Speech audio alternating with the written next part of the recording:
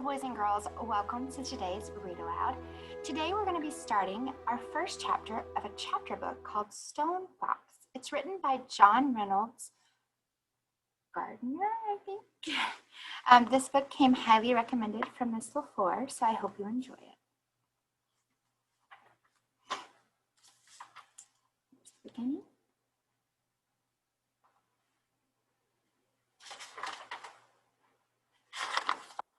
Chapter 1, Grandfather. One day, Grandfather wouldn't get out of bed. He just lay there and stared at the ceiling and looked sad. At first, little Willie thought he was playing. Little Willie lived with his grandfather on a small potato farm in Wyoming. It was hard work living on a potato farm, but it was also a lot of fun, especially when Grandfather felt like playing. Like the time Grandfather dressed up as the scarecrow out in the garden. It took Willie a little while to catch on, but boy did they laugh. Grandfather laughed so hard he cried, and when he cried, his beard filled up with tears. Grandfather always got up really early in the morning, so early that it was still dark outside. He would make a fire, then he would make breakfast and call little Willie. "Hurry up, or you'll be eating with the chickens," he would say. Then he would throw his head back and laugh. Once little Willie went back to sleep. When he woke up, he found his plate out in the chicken coop. Oops. It was picked clean. He never slept late again after that. That is, until this morning. For some reason, Grandfather had forgotten to call him. That's when little Willie discovered that Grandfather was still in bed. There could be only one explanation. Grandfather was playing. It was another trick. Or was it? "Get up, Grandfather," little Willie said. "I don't want to play anymore." But Grandfather didn't answer. Little Willie ran out of the house. A dog was sleeping on the front porch. "Come on, Searchlight," little Willie cried out. The dog jumped to its feet, and together they ran off down the road. Searchlight was a big black dog. She had a white spot on her forehead the size of a silver dollar. She was an old dog, actually born on the same day as little Willie, which was over 10 years ago. So the main character, Willie, is 10.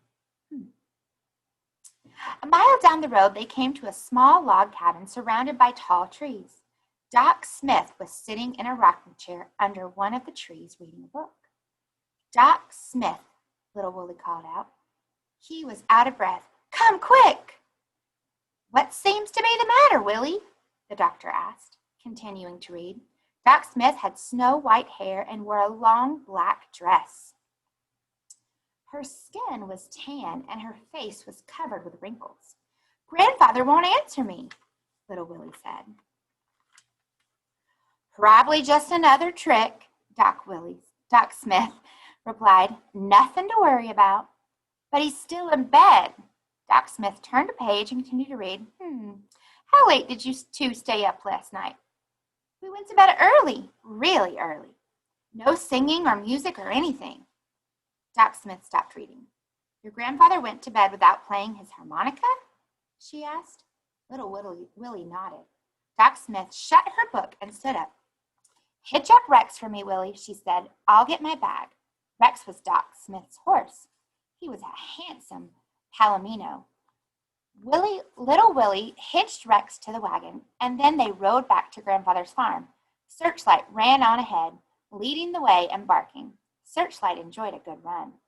Grandfather was just the same. He hadn't moved. Searchlight put her big front paws up on the bed and rested her head on Grandfather's chest. She licked his beard, which was full of tears. Doc Smith proceeded to examine Grandfather. She used just about everything in her little black bag. "What's that for?" little Willie asked. "What are you doing now?"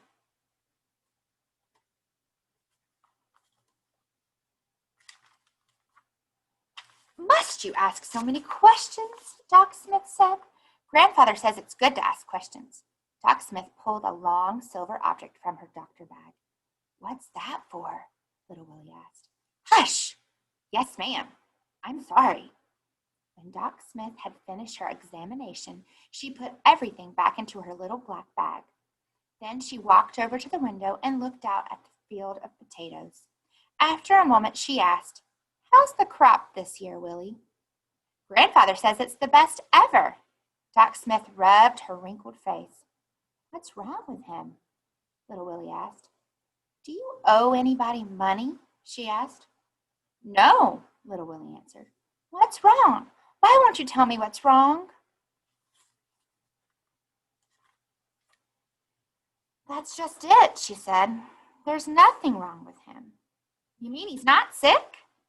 "Medically, he's as healthy as an ox. Could live to be 100 if he wanted to." "I don't understand," little Willie said. Doc Smith took a deep breath, and then she began. "It happens when a person gives up on life. For whatever reason, starts up here in the mind first, and then it spreads to the whole body. It's a real sickness, all right, and there's no cure except in the person's own mind. I'm sorry, child, but it appears that your grandfather just doesn't want to live anymore." Little Willie was silent for a long time before he spoke. "But what about fishing and the rodeo and turkey dinners? Doesn't he want to do those things anymore?" Grandfather shut his eyes and tears rolled down his cheeks and disappeared into his beard. "I'm sure he does," Doc Smith said, putting her arm around little Willie. "It must be something else." Little Willie stared at the floor. I'll find out what's wrong and make it better. You'll see, I'll make Grandfather want to live again." And Searchlight barked loudly. Chapter 2. Little Willie. A 10-year-old boy cannot run a farm, but you can't tell a 10-year-old boy that, especially a boy like little Willie. Grandfather grew potatoes, and that's exactly what little Willie was going to do. The harvest was just weeks away, and little Willie was sure that if the crop was a good one, Grandfather would get well. Hadn't Grandfather been overly concerned about the crop this year? Hadn't he insisted that every square inch of land be planted? Hadn't he gotten up in the middle of the night to check the irrigation? "Gonna be our best ever, Willie," he had said. And he had said it over and over and over again. Yes, after the harvest, everything would all be right. Little Willie was sure of it, but Doc Smith wasn't. "He's getting worse," she said 3 weeks later. "It's best to face things, Willie. Your grandfather is going to die." "He'll get better. You'll see. Wait till after the harvest." Doc Smith shook her head. "I think you should consider letting Mrs. Peacock in town take care of him, like she does those other sickly folks. He'll be in good hands until the end comes."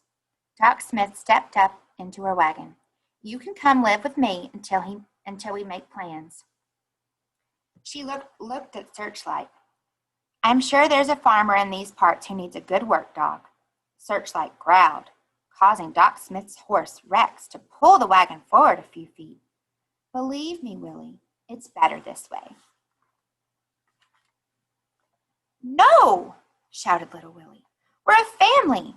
Don't you see? We're going to stick together." Searchlight barked loudly, causing the horse to rear up on its hind legs and take off running. Doc Smith jammed her foot on the brake, but it didn't do any good. The wagon disappeared down the road in a cloud of dust. Little Willie and Searchlight looked at each other, and then little Willie broke out laughing. Searchlight joined him by barking again. Little Willie knelt down, took Searchlight by the ears, and looked directly into her eyes. She had the greenest eyes you've ever seen. "I won't ever give you away. Ever. I promise." He put his arms around the dog's strong neck and held her tightly.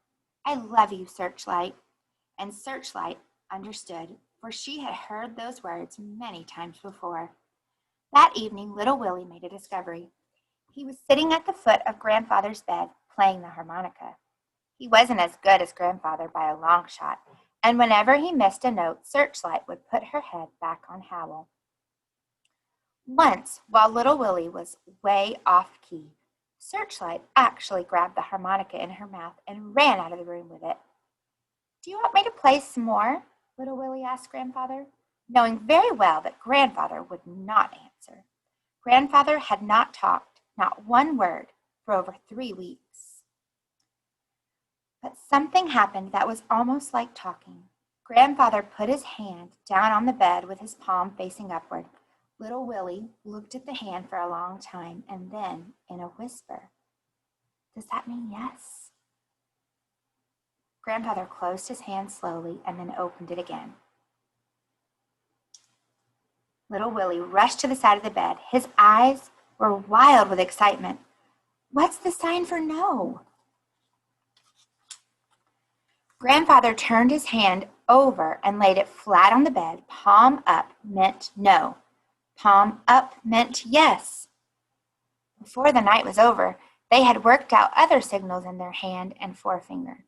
So, let's read that again. Grandfather turned his hand over and laid it flat on the bed. Palm down meant no. Palm up meant yes. Before the night was over, they had worked out other signals in their hand-to-finger code. 1 finger meant I'm hungry. 2 fingers meant water. But most of the time, Little Willie just asked questions that Grandfather could answer either yes or no. And Searchlight seemed to know what was going on, for she would lick Grandfather's hand every time he made a sign. The next day, Little Willie began to prepare for the harvest. There was a lot of work to be done. The underground shed where the potatoes would be stored until they could be sold had to be cleaned. The potato sacks had to be inspected and mended if need be. The plow had to be sharpened. But most important, because Grandfather's old mare had died last winter, a horse to pull the plow had to be located and rented. It was going to be difficult to find a horse because most farmers were not interested in overworking their animals for any price. Grandfather kept his money in a strong box under the boards in the corner of his bedroom. Little Willie got the box out and opened it. It was empty, except for some letters that Little Willie didn't bother to read. There was no money to rent a horse. No money for anything else, for that matter. Little Willie had no idea that they were broke. Everything they had needed ever since Grandfather took sick Little Willie had gotten at Lester's General Store on credit against this year's crop. No wonder Grandfather was so concerned. No wonder he had gotten sick. Little Willie had to think of something, and quick. It was now the middle of September. The potatoes they had planted in early June took from 90 to 120 days to mature, which meant they must be harvested soon. Besides, the longer he waited, the more danger there was that an early freeze would destroy the crop, and Little Willie was sure that if the crop died, Grandfather would die too. A friend of Grandfather's offered to help, but Little Willie said no. Don't accept help unless you can pay for it, Grandfather had always said to him, especially from friends. And then Little Willie remembered something. His college money. He had enough to rent a horse, pay for help, everything. He told Grandfather about his plan, but Grandfather signaled no. Little Willie pleaded with him, but Grandfather just repeated, no, no, no. The situation appeared hopeless, but Little Willie was determined. He would dig up the potatoes by hand if he had to. And then Searchlight solved the problem. She walked over and stood in front of the plow. In her mouth was the harness she wore during the winter when she pulled the snow sled. Little Willie shook his head. Digging up a field is not the same as riding over snow, he told her. But Searchlight just stood there and would not move. You don't have the strength, girl. Little Willie tried to talk her out of it, but Searchlight had made up her mind. The potato plant grows about 2 feet high, but there are no potatoes on it. The potatoes are all under the ground. They're a root vegetable, that's why, a root plant. The potato digs up the plants and churns the potatoes to the surface, where they can be picked up and put into sacks. It took Little Willie and Searchlight over 10 days to complete the harvest, but they made it. Either the dirt was softer than Little Willie had thought, or Searchlight was stronger, because she actually seemed to enjoy herself. And the harvest was a big one, close to 200 bushels per acre, and each bushel weighed about 60 pounds. Little Willie inspected the potatoes, threw out the bad ones, and put the rest into sacks. He then put the sacks into the underground shed. Mr. Leeks, a tall man with a thin face, riding a horse that was also tall and had a thin face, came out to the farm and bought the potatoes. Last year, Grandfather had sold the crop to Mr. Leeks, so that's what Little Willie did this year. "We made it, Grandfather," Little Willie said, as tears of happiness rolled down his cheeks. "See?" Little Willie held up 2 handfuls of money. "You can stop worrying. You can get better now." Grandfather put his hand down on the bed, palm down, which meant no. It was not the crop he'd been worried about. It was something else. Little Willie had been wrong all along. Sad. So, next time when we read this book, we'll start on chapter 3. I hope you enjoyed chapter 1 and 2. See you soon. Bye.